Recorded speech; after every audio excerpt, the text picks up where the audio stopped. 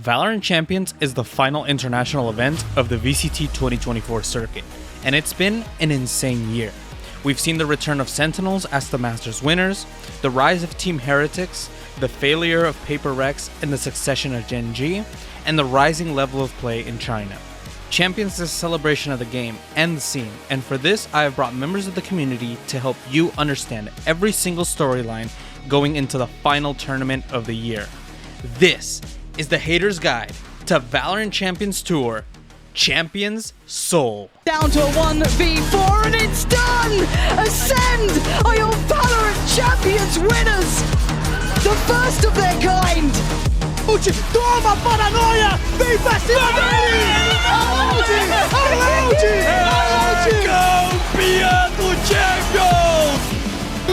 Another chance for Jinggg, it's all over! EG are your Valorant World Champions!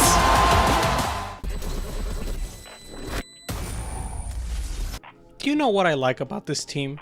Safe is a D1 hater, and I love it. His public beef with Team Liquid has been some of the most entertaining bits on Twitter and on stream that I've seen all year.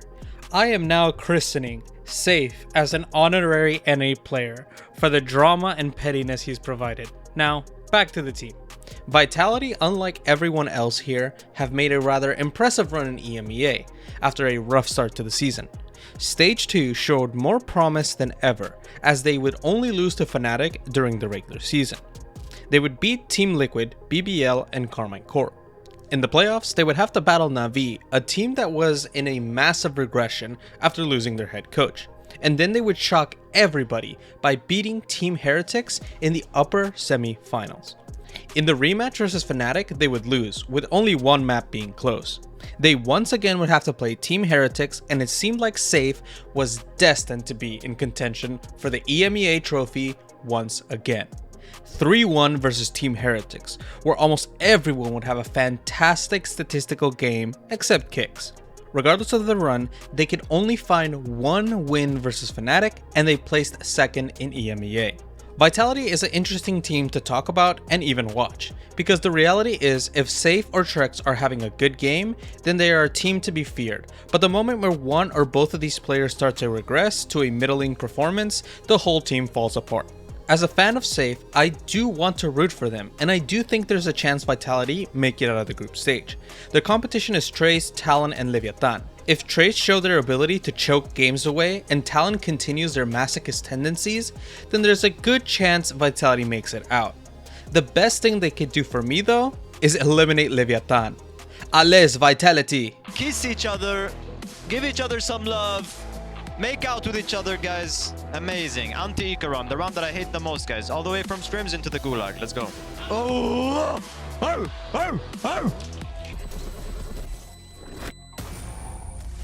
Fnatic is a team that at the beginning of the 2024 VCT season struggled to make an impact, and then after a rocky split in stage 1 of the VCT EMEA regular season, they did end up making it to playoffs, qualifying for Shanghai and winning the whole playoff bracket. But then at Shanghai, trying to get that third trophy for the team, they fell short, losing their only 2 matches of the tournament. And then all of a sudden, Leo has to step away due to illness. They sub in this new kid, Hiro. So there's concerns about this team. They don't look the same. Now they have a roster change. This team isn't going to make much of an impact, are they? And then all of a sudden they look rejuvenated and looked like one of, if not the best team in the EMEA league right now. Ever since that loss to Fut at Shanghai, which kicked them out of the tournament, they have won 8 games in a row, and then going on a very strong run in playoffs, only dropping 2 maps the entire bracket, ending off by beating Vitality twice, which Zeph maybe don't want to choose them in that matchup anymore. So is this strong run in EMEA Stage 2 a sign that this team is back to their championship winning ways, or are they just one of the better teams in the region and internationally they might be back to their choking ways? Because before they won those 2 trophies, they were known as a team that choked in the big moments. Right now this team seems absolutely locked in. Every single player is firing on all cylinders right now, and Hiro, being the new addition, looks like he fits like a glove. Having Leo out is definitely unfortunate. He was their best player before he sat out, but this team turned that unfortunate situation into something that could actually be very good for this team. team. Maybe Hiro crumbles under the pressure of his first experience at an international tournament, but so far he hasn't done that. And Chronicle was the highest rated player on VLR during EMEA Stage 2. This team absolutely looks back to at least being one of the contenders for this tournament, but if they're going to have any hope of winning, they're going to have to go through the Titans, the absolute Titan team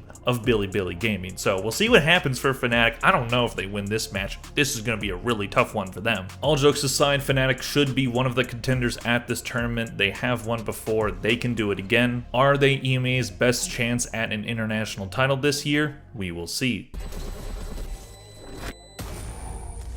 Now, to say that Fut are a mid team is a bit harsh. Fut are usually underestimated by international fans, due to them having, compared to teams like Fnatic, a not very huge fan base outside of EMEA. You can see Fut are regionally very strong. In Stage 2, they finished at the top of the overall standings with an impressive 8-2 win record throughout the season, with a 4-1 win to losses in Stage 2. In playoffs is where Fut fell short. It's not like they got torn apart. One of the maps against Fnatic was very, very close, and in the series in the lower bracket against Heretics was also an extremely close affair. Fut's cohesion and fundamentals as a unit is very strong, with Mr. Talon being one of the most underrated IGLs globally. However, what most people know about Fut is their insane mechanical prowess. CNED and Yetuje are the two to watch for this, with I think Yetuje being possibly the best outlaw player in the world. The first matchup against EDG will be chaotic, and it could turn out to be one of the best games in the opening stage. Do I think Fut have a chance to make it all the way?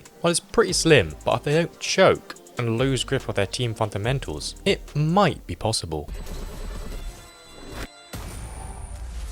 Team Heretics flew home from Shanghai after an incredible run to reach second place, only losing the trophy to Gen.G by a single map. Woot stole the spotlight throughout the tournament with his insane stats on Duelist, single-handedly carrying them to wins and farming clips against some of the world's best. His performance would have been extremely impressive from any player, but you have to remember, Shanghai was Woot's very first international event. He was playing on a completely different role, and he's just turned 18. He truly is a generational talent. Benji and Rienz continued to put themselves in the conversation for best in the world on their respective roles, particularly with their high fragging power, and Boo was consistently outcalling top tier IGLs. Not to mention they were doing all of that with a substitute player. Super sub Patatek came to Heretics' rescue once again, proving how important a great supportive player is in a winning lineup.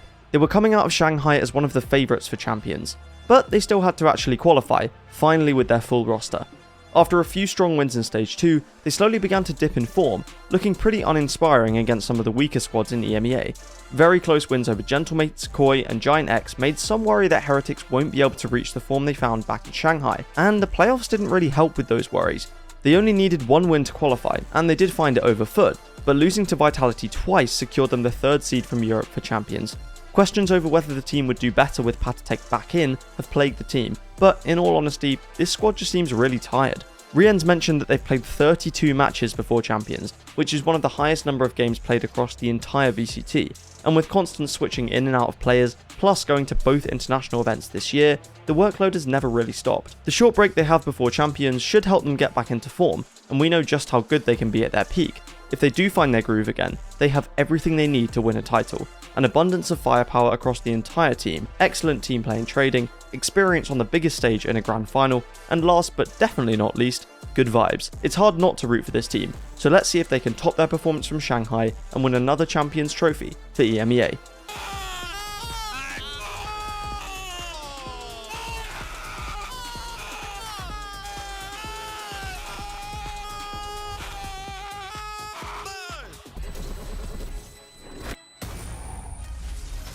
TenZ Esports, one of my favorite teams to support in China, with absolute talent on their roster, most notably their duelist swapping tandem, Feng Feng and Kai.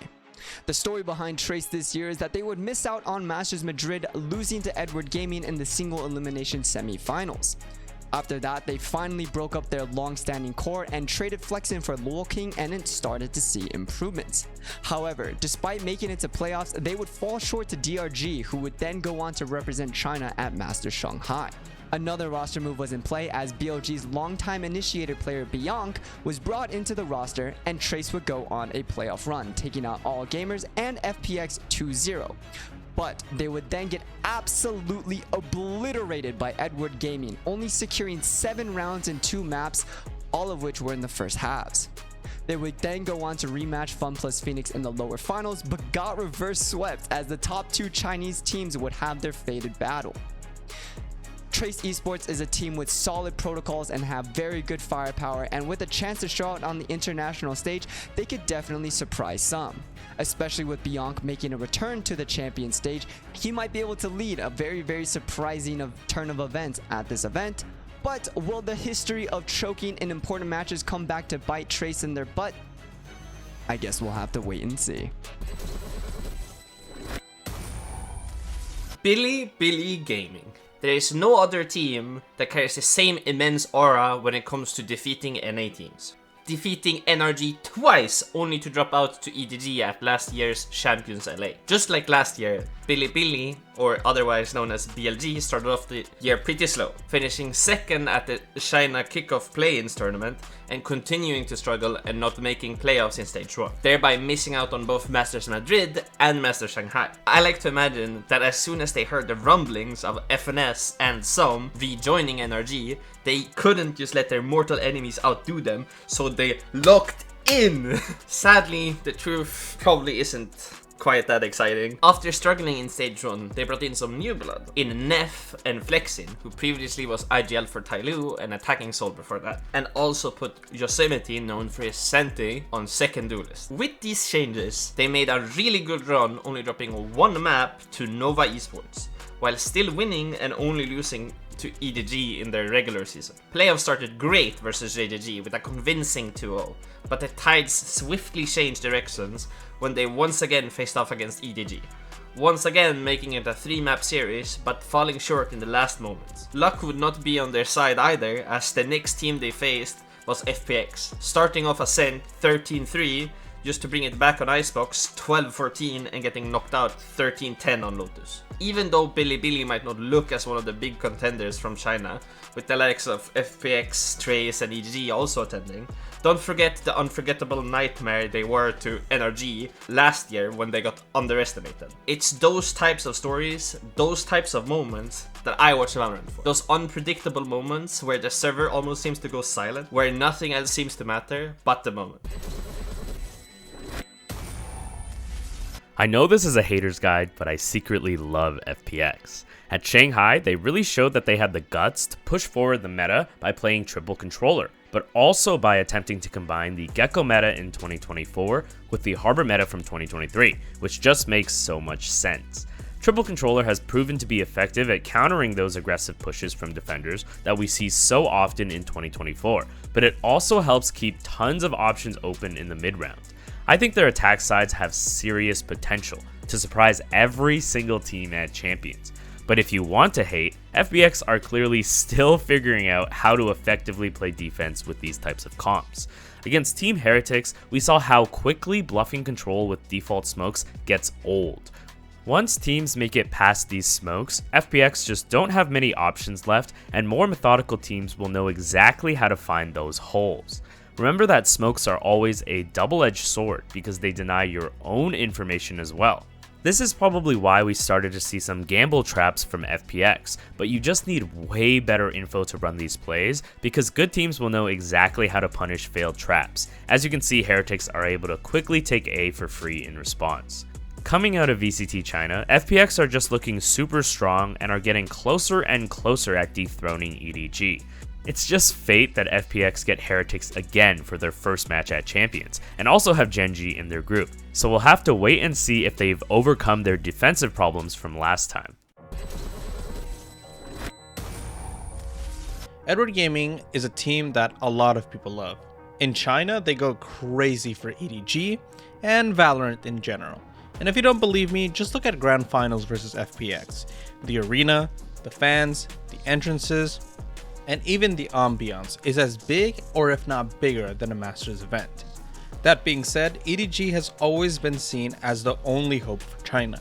If you're unfamiliar with EDG, they have won every single major event in China for a really long time now. Kang Kang is regarded as a superstar and the face of VCT China. He originally stood out due to his ability to op on both sides of the map and his aggression. Although we still see that ability, it's taken a bit of a backseat to a more fundamentally sound playstyle. The rest of the ensemble is equally talented. Smodgy, Nobody, and Chichu have remained on the team and have garnered international stage experience. EDG, upon their return to China, would lose against Wolves and Dragon Ranger Gaming, marking the second and third time EDG have lost to another team, and I would say that this is the story of EDG so far. In the past, EDG have been on record saying that they are succeeding downwards. With the isolation of China's circuit, EDG have been so good that they are able to win tournaments without much problem, so they assume that their strat book is the best it can be. When faced up against teams on the international stage, they fail to capture any success. This year alone, EDG have not been able to get more than 3 maps on the international stage, and upon their return to China, they have now started to face teams that can match up against them. I never presumed that EDG would stay at the top forever, and slowly but surely the scene is starting to catch up to EDG, which is good not only for EDG but for the scene. Look no further than FPX and their journey to be on par with them. FPX have beaten EDG twice, and while the first grand final didn't make EDG sweat, this time around FPX have taken the best team in China to a 5-map series. Am I saying EDG is weak? Perhaps, but only the international stage can prove who can make it out. EDG are in Group D, and while it might not look crazy, everyone in that group has something to prove on the same level as EDG. Fut are also a team in regression that are trying to find their footing again. Paper Rex are out to disprove the choker allegations for the 5th time, and G2 are on a crusade to prove that their disciplined Valorant is the best. It's going to be hard, but not impossible, unlike FPX and Bili Bili, who find themselves in very stacked groups. G2 might just be a neutral fan's worst nightmare. They play the most boring, by-the-books, disciplined, and unexciting Valorant imaginable. You will watch this team not move an inch from spawn, and then slowly crawl around the map as they take centimeters of map control at a time. You glare up at the clock as it's approaching 10 seconds left on the round, and you're thinking, oh well, they're just fucked. Until suddenly they're walking into an empty site, planting and winning the post plant. The most exciting thing that you'll see in a G2 game is one of their players randomly popping off for a 4K, but other than that, this team is genuinely like watching paint dry. That being said, I actually come to you as a G2 fan, or a guard fan I guess. As someone who followed this course since their inception, their journey is genuinely amazing. I don't think enough people are admiring the fact that these guys have been steadily improving since 2022 in a game where players and teams fall off so hard every single year. You add Leaf to a core with such immense chemistry, and suddenly you have a top team in the world. That being said, there is a glaring limitation for this team, that being their duelist player, Icy. I actually like Icy, and I think he should get a ton of credit for being thrown into the fire with so few real officials under his belt. I mean, genuinely go to this guy's VLR and try to find a VOD of this dude pre-G2. There is essentially nothing there. So, to be able to go from that to playing at the top level in the Partnership League is definitely impressive. However, he's definitely known to have some stinkers here and there where he looks totally outclassed by everyone else in the server. And while G2 is a very top to bottom, anyone can pop off kind of team, my fear is that that is not the type of thing to translate to a Champions victory. Champs will be an onslaught of world-class duelist after world-class duelist, some of which have the ability to single-handedly win their team's games. Icy is not that. While I'm confident that this team will have a good showing at Champs, I just can't see them winning the whole thing. Also, Net is about to be a 2-time Ascension winner. America's #1 seed, supposedly the region's greatest hope going into Champions. And it's been a roller coaster of a season for a team that has a core piece of 2 World Championship winning rosters. They went from being one of the super teams in the Americas to what looked like a failed experiment, then top of the region in only a handful of months. But how can anyone stand in front of ASPAS and making champs, especially after they had a poor Shanghai appearance? But even with ASPAS dropping world record breaking performances, Leviatan are currently the most inconsistent #1 seed going into the biggest event of the year. But we're able to avoid the 2 groups of death, having one of the easiest roads to playoffs with them facing Talon, who shouldn't stand a chance, and then probably Team Vitality, who has shown glimpses of excellent play in the EMEA playoffs against Team Heretics. But ASPAS and Lev should be one of the surefire teams to make it to the Final 8 to compete for the World Championship, being one of the favorites to make history. Well. First G2, then 100 Thieves, and now Sentinels. Looks like I'm ripping into another team I enjoy watching. And if you're a Sen hater, you might be eating pretty good soon. This might be the most dangerous group of death I've ever seen. All the finalists from both Masters Madrid and Shanghai are in here. Then you have FPX, who many think outperformed Edward Gaming at the international stage during the 2024 season. However, for Sentinels, this isn't their first group of death. I guess for this organization, you have to say that Group B and death is synonymous for them. During kickoff, they went through the Americas Gauntlet to eventually beat Loud, the team that originally gave them a loss. They could do the same thing at Champs.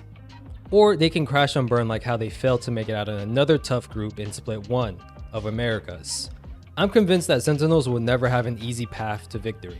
And I guess we have to call the Sen haters McDonald's because they have to be loving this. But remember, it's Sentinels, baby. Even though they didn't win a single playoff match in Split 2, they still have Zekken, a player who has the highest ACS and ADR among all players during Split 2 of Americas. TenZ, who sports the region's third best Omen stats for ACS. An agent who is very much in meta. Zellsis is not lacking in experience or clutch moments either.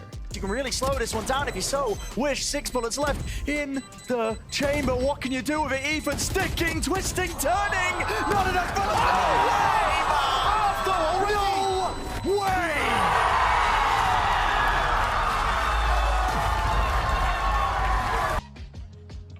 John QT has shown us that he can be a very scary fragging IGL too, with Saucy also being a menace. And we can't forget the fact that they have probably the best 6-man in all of Americas in Curry, who's ready to suit up and step in for anyone who might not be feeling well, like how John QT was sick during some of his matches. I don't know what it is with being sick and ill, but Sentinels are no strangers to it. They have backup plans on top of backup plans. And to be honest, when most people say they hate Sentinels, it's because their fans defend their team to annoying levels. I kinda get it. I too was a Sentinels fan who only watched Valorant esports matches if Sentinels were playing. But I was never delusional as to why they would lose those matches. But now, I'm honestly convinced that they can get out of Group B and possibly undefeated in the process too. That's my plat chat guarantee. And no, I'm definitely not trying to jinx them whatsoever with that statement. All I gotta say is, good luck, Sentinels. You'll need it.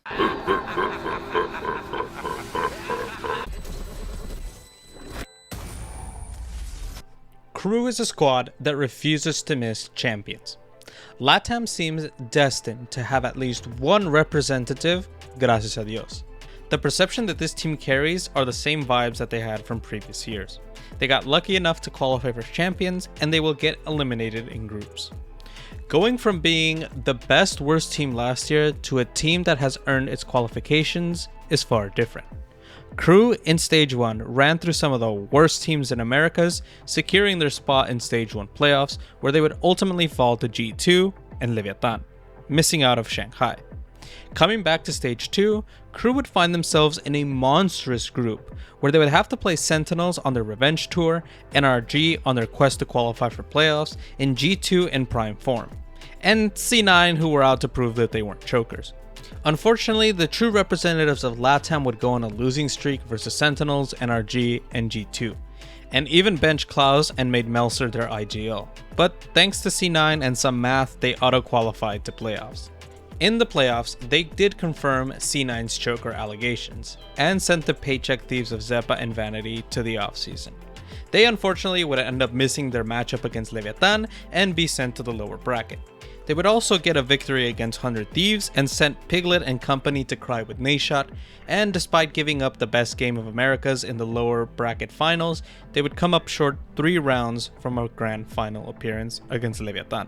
No sé exactamente qué tan bueno será este equipo, lo único que les pido es que salgan de la fase de grupos esta vez. DRX is a very sensitive topic of discussion at the time of recording. There have been allegations made against one of the players on DRX, and while the identity has been kept secret, the reality is it could be anybody. I will not talk about the players by name and will only refer to them as DRX. I will tell you what they have done so you can watch the games, and that's it. DRX made it to the grand finals of Pacific and lost to Gen.G. They managed to beat Paper Rex in a best of 5 to earn their spot, and that makes them a contender. Make your own judgments based on what has been shown. I'm simply here to inform you of what has happened. After the abysmal hiccup of Master Shanghai where they finished 6th, PaperX are looking to improve on their international standings, with them having an amazing stage 2, being unbeaten and the first seed heading into playoffs. But oh no! Look what happens when a competent team with strategies and team chemistry happen to face again PaperX. That's right, they fumbled again, losing 2-0 to Gen.G. And what happens immediately after that? What? A team that has no idea what they're doing and just added a new player into their lineup? Of course PaperX is gonna sweep them. However, PaperX has their worst enemy in their entire career ahead of them. A best of 5 series against DRX. Oh my god! The dynamic duo of Something and Jinggg has been proving messy due to the fact that Something has the tendency to let his ego through and pick or swing things without calling it out, while Jinggg has been debuffed heavily due to his race being nerfed. For Zekken, Mindfreak and Davai are often the carry job when both duelists don't do well. However, when the whole team is able to click like they did during the regular season, they are a threat into getting into playoffs. However, that has not been happening recently. With G2 staring in their face looking to finish the job, I wouldn't be surprised if PaperX decided to pull a Champions 2022 and get grouped. But as a true PaperX fan, I still have them over G2 and Fut in my pick'ems. As a Pacific fan, you're probably wondering how Talon Esports even made it to Champions this year. Well, I'm here to tell you it was all because of one game against Team Secret, wherein a Thai prodigy known as Premmie had an insane debut with the team. The Ranked Demon has hyped up Talon so much, and now that they've qualified for Champions, they are surely gonna carry a lot of expectations. The current iteration of the roster consists of Premmie, Jetboys, Governor, Ban, and Cruz. So now the question is, can this team create upsets? Well, to be frank, we don't know. Even with this roster change, they've seemed to struggle against Paper Rex and DRX, which means they're obviously gonna struggle against Leviatan. But it's gonna be a fun watch. Players to watch out for, ASPAS and Premmie. Well, I can't wait to see this game. I'm Busty Val, and thank you for having me. Gen.G are the kings of Pacific, and for now, the world. They were a team that absolutely no one expected to be a contender. Their run at Masters Madrid showed the entire world that they deserve to be in everyone's conversation for one of the best teams in the world. And while they fell short thanks to Sentinels' return to prominence and the Pacific curse, they were undeterred. At Master Shanghai, they seized their destiny and finally won the first trophy for the Pacific region, and for Gen.G. The question for this team are not about their players or their ability to win. It's not even about if they can win a trophy. It's a question if they can build a dynasty in Valorant, starting with the Champions Trophy. The answers are all in the hands of the Rookie of the Year Karon, the Lakia of Valorant, Pacific's best duelist Texture, T1's scapegoat Munchkin, and the last hope of Gen.G's previous roster, Meteor. This team went from undesirable to unfreaking deniable. This is the team to beat. Champions is going to be a great time. The competition is top tier, and the presentation of Champions has improved every year.